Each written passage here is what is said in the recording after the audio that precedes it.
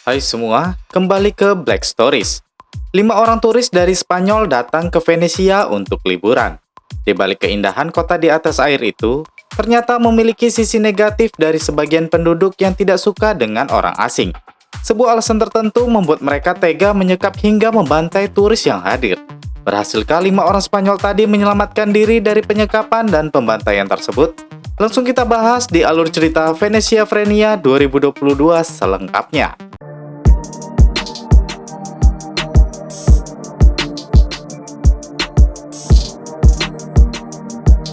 Dua orang turis asal Inggris sedang liburan di Venesia. Sepasang kekasih ini mengagumi setiap sudut jalan. Perhatian mereka tertuju pada sebuah ukiran simbol di sebuah pintu. Man, you scared us. Si pria ini meminta pria berkostum badut itu untuk memotret mereka. Dengan sengaja, badut itu menjatuhkan kamera tersebut. Man, what the fuck you doing?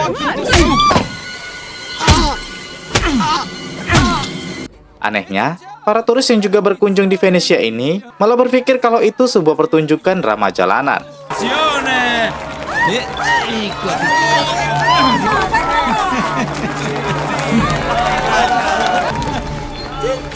Vieni dans la piquette. Di hari berikutnya, Isa, Susana, Josh, Jeffy, dan Aranza datang untuk mengunjungi Venesia. Mereka adalah remaja yang berasal dari Spanyol. Josh dan Isa adalah kakak beradik. Jeffy dan Aranza adalah sepasang kekasih. Sementara Susana adalah gebetan Josh. Selain datang untuk festival kostum, mereka juga mau merayakan pesta lajang untuk Isa yang akan segera menikah. Aksi warga Venesia di sana bermaksud menolak keras turis yang datang menggunakan kapal pesiar. Singkat cerita, kelima remaja ini menyewa sebuah taksi air jenis kapal boat. Si supir ini bernama Giacomo. Mereka mau menuju ke hotel yang sudah di-booking oleh Aranza.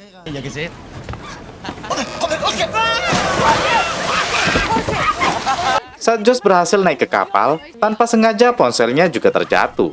Di sini dijelaskan kalau Josh adalah orang yang anti sosmed, guys. Dia tidak suka fotonya terpampang di berbagai medsos. Susana langsung menutup pintu dek kapal. Dia mengeluarkan sebuah kamera model lama. Mereka semua terlihat menikmati suasana, termasuk Josh yang sudah melepas bajunya yang basah tadi.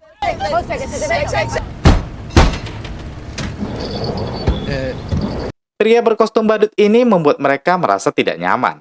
Aranza lalu membahas tentang sebuah pulau misterius di Venesia. Pulau itu cukup terpencil dan dirahasiakan karena banyak mayat korban wabah flu Black Death yang dibuang ke sana pada abad pertengahan. Si badut ini langsung bilang kalau pulau itu namanya Poveglia. Badut ini juga menawarkan untuk mengantar mereka ke sana. Mereka menolak. Lalu badut ini menawarkan tiket pertunjukan opera.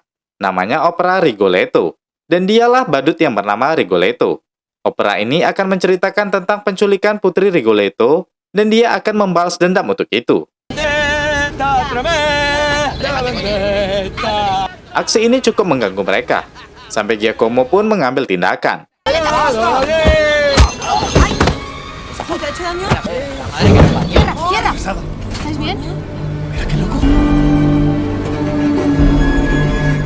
Singkat cerita, mereka tiba di tujuan, inti pusat kota Venesia yang sedang ramai karena ada festival kostum.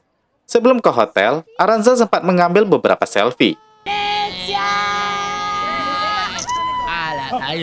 Aranza kemudian membawa mereka menuju hotel yang sudah di-booking menggunakan nama Isa. Claudia, resepsionis hotel ini, meminta paspor mereka. Dia sempat melirik Josh. Claudia juga bilang kalau kostum dan tiket makan malam mereka sudah siap. Josh dan Jeffy buru-buru naik ke kamar Jeffy. Josh sudah menggigil dan langsung berselimut. Sementara Jeffy memakai narkoba dulu. Di bawah, Claudia terus memperhatikan Isa dan yang lain ketika mengambil kostum mereka. Di sisi lain, seorang turis asing sedang melihat-lihat ke beberapa topeng yang terpajang di dinding.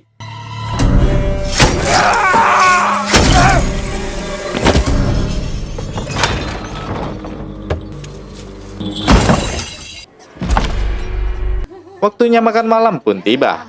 Kelima remaja ini menggunakan kostum-kostum unik dan berjalan masuk ke restoran itu. Terlihat 2 orang yang menggunakan topeng seperti mengawasi mereka. 2 orang tadi menghampiri mereka. Mereka langsung tahu kalau 5 remaja ini adalah turis. Sebagai bentuk keramahan, pria di balik topeng hitam ini memperkenalkan diri sebagai dokter. Dia mengundang mereka untuk ikut ke pesta pribadi teman mereka. Tapi Isa menolaknya. Dia tidak bersedia menerima ajakan itu karena mereka orang asing. Karena ditolak, kedua orang ini pun pergi. Tapi sejujurnya, Susana, Aranza, dan yang lain menyesali tindakan Isa yang menolak ajakan itu. Singkat cerita, kelima orang ini sudah mabuk. Mereka tetap bersenang-senang di sana. Tidak cukup mabuk, mereka masuk lagi ke sebuah kafe untuk minum. Isa sendiri merasa bahagia dan akan merindukan momen-momen ini. Karena sebentar lagi dia akan menikah dengan tunangannya yang bernama Alfonso.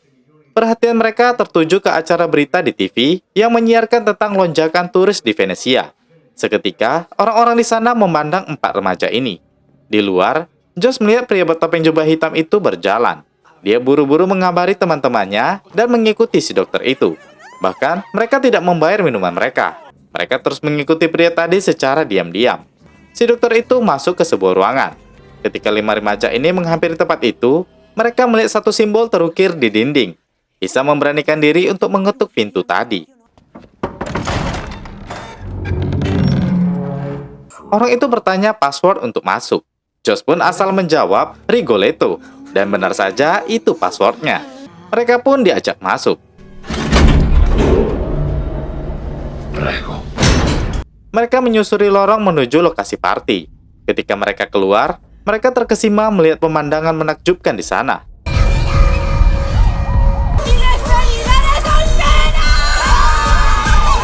Mereka pun bergabung dan bersenang-senang. Mereka juga disuguhkan minuman bernama Teriasa.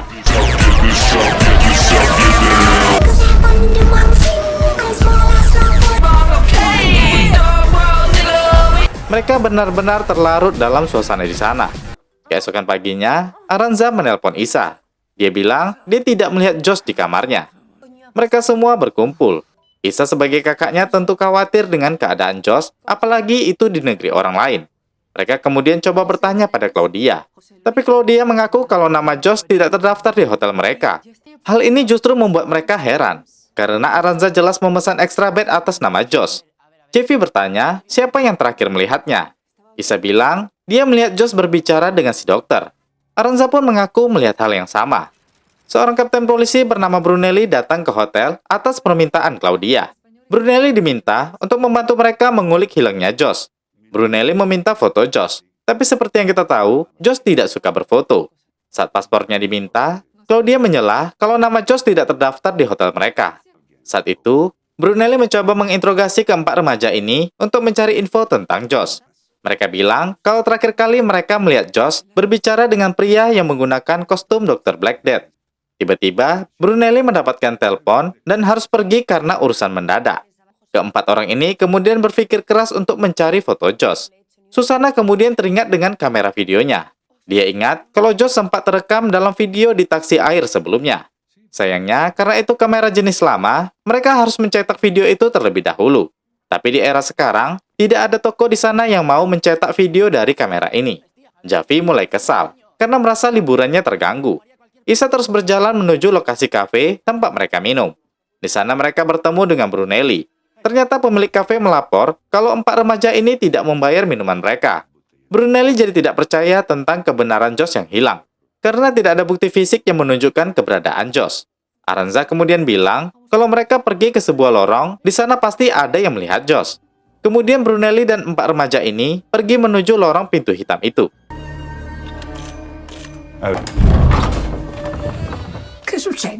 Mereka semua masuk ke sana.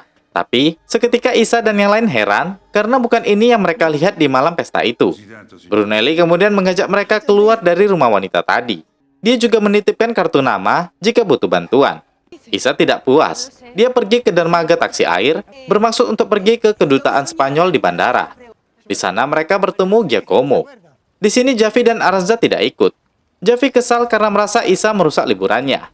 Singkatnya, Isa dan Susana tiba di kedutaan Spanyol. Tapi mereka juga tidak bisa membantu Isa. Sementara itu, Javi dan Aranza berjalan kembali mau menuju hotel. Javi mengajak Aranza untuk jalan-jalan, tapi Aranza lebih fokus untuk mencari Josh. Ternyata, Aranza pergi ke sebuah toko pencetak video. Awalnya pria ini menolak untuk mencetak videonya. Alasannya karena jenis kamera lama. Aranza bilang kalau dalam kaset itu ada video syur mereka. Si pria genit ini akhirnya setuju untuk mencetaknya. Javi dan Aranza naik ke sebuah kapal. Ternyata pria berkostum badut itu mengikuti mereka. Dia memperkenalkan diri sebagai Buffon. Buffon bilang jangan khawatir tentang teman mereka. Sontak Aranza dan Javi kaget. Ni te muevas. Tidak hanya itu, dia juga menyerang Javi secara bertubi-tubi. Hacerlo. ¡Rápido!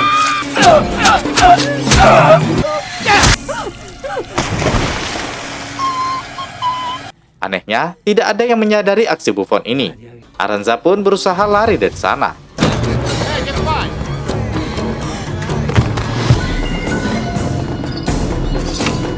Giacomo datang ke hotel. Isa ternyata tidak menemukan Aranza dan Javi di sana. Saat itu, Isa menerima telepon dari Alfonso tunangannya. Di sisi lain, Aranza yang kabur dari Buffon berusaha menelpon Isa, tapi panggilannya dialihkan. Terlihat Buffon dan si dokter wabah mendekati Aranza. Aranza kembali kabur. Kali ini, Isa menjawab telepon Aranza. Aranza mengirim lokasi dirinya agar Isa bisa menemukannya. Isa dan yang lain pun langsung bergerak. Saat itu, Aranza sudah terjebak. Si dokter itu bilang kalau dia tidak perlu takut.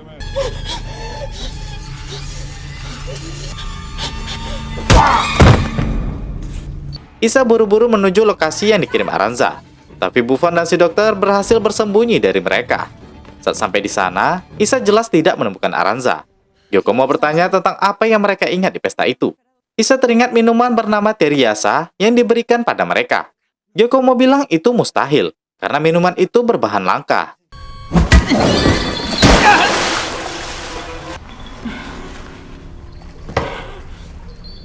Suatu fakta mengejutkan kita, guys. Ternyata si dokter dan Buffon adalah saudara kembar. Dan Claudia, si resepsionis itu, juga dalang dari teror ini. Mereka bertujuan membuat teror pada turis agar mereka takut datang ke Venesia. Lascialo andare. Giacomo, Isa, dan Susana pergi ke sebuah toko barang antik. Mereka bermaksud bertemu dengan seseorang yang tahu isi racikan minuman Teriasa itu. Si ilmuwan yang mereka jumpai juga berkata kalau Teriasa mustahil untuk dibuat, karena salah satu bahannya adalah tanduk unicorn. Teriasa seperti ekstasi yang sangat memabukkan. Di sisi lain, Claudia dan si dokter membawa Aranza ke Pulau Poveglia. Isa menelpon Alfonso dan menceritakan semua kejadian yang dia alami. Kembali ke nasib Aranza, dia dibawa ke dalam sebuah penjara dan dikurung di sana.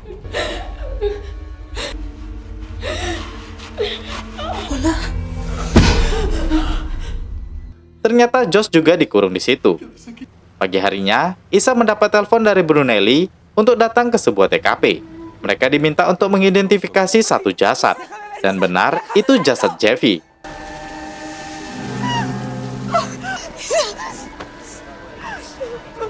Di satu sisi, Josh merasa putus asa dengan nasibnya. Sementara Isa mencari tahu tentang simbol yang dia lihat. Brunelli bilang itu adalah simbol kuno. Simbol yang digunakan untuk kelompok rahasia yang punya tujuan tertentu.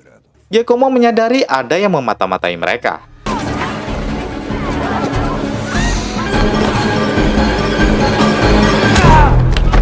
Pria itu adalah pemilik toko cuci foto tempat Aranza mencetak video. Dia bermaksud untuk menyerahkan kaset DVD mereka. Saat diputar, Brunelli baru percaya kalau Jose ikut bersama 4 remaja ini. Dia fokus melihat gambar Buffon.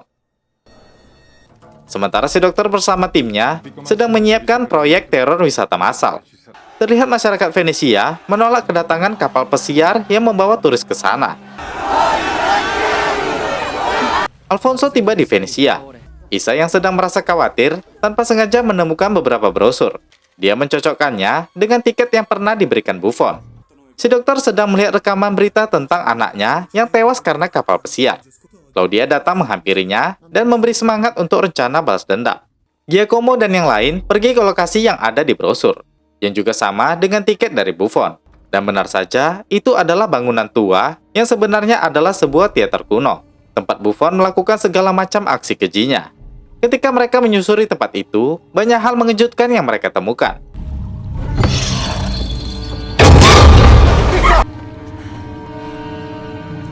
Alfonso sampai di hotel Isa. Dia bertanya Isa kemana. I can show on the map. Mereka melihat semua benda-benda turis ada di teater itu. Giacomo menyuruh Susana menelpon Brunelli.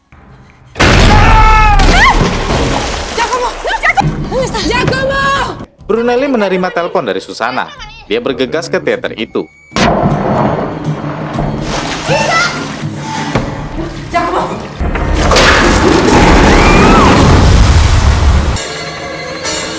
Susana memberanikan diri naik ke atas. Dia dikejutkan dengan Buffon yang menyerangnya.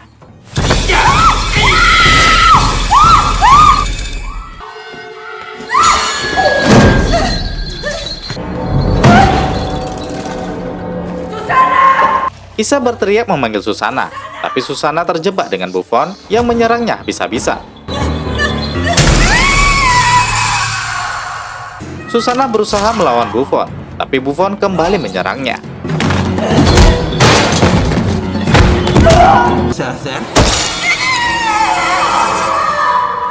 Isa berusaha naik ke atas. Alfonso yang di sana langsung membantu Isa dan Giacomo. Di atas, Susana sudah tidak dapat melawan lagi.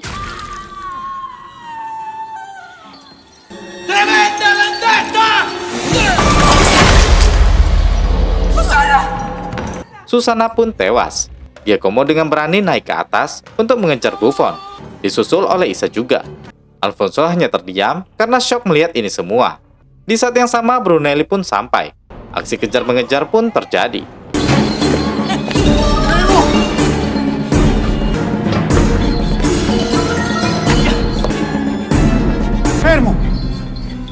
Giacomo berhasil menahan Buffon, tapi dia dilumpuhkan. Isa dengan berani menyerang badut itu. Saat aksi itu berlangsung, Brunelli pun bertindak.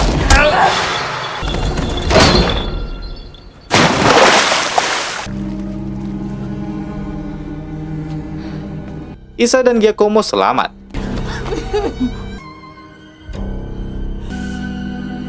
Isa dan Alfonso sempat ribut karena hal ini. Alfonso akhirnya membatalkan rencana pernikahan mereka. Brunelli mencari tahu tentang identitas Buffon. Nama aslinya ternyata Piero Lizardo. Dia ternyata mengalami sakit jiwa. Sementara si dokter itu bernama Ugo Lizardo. Ugo ingin balas dendam karena kematian anaknya. Brunelli dengan Giacomo langsung tahu di mana markas Ugo. Mereka langsung menuju lokasi tersebut. Di markasnya, Ugo dan tim sedang merayakan kesuksesan mereka karena berhasil membajak semua saluran TV. Isa dan tim kepolisian sampai di markas Ugo. Dan benar guys, itu adalah Poveglia, pulau yang menjadi tempat pembuangan mayat yang terkena wabah Black Death.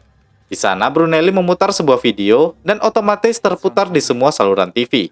Dalam video itu, Ugo menjelaskan tentang dirinya yang mencintai Venesia dan berusaha melindungi negaranya dari pengaruh luar seperti para turis. Dia akan menciptakan teror agar para turis takut datang ke Venesia, karena dia menganggap merekalah pembawa wabah di dunia saat ini. Bukan hanya penyakit atau virus, tapi juga gaya dan budaya modern mereka.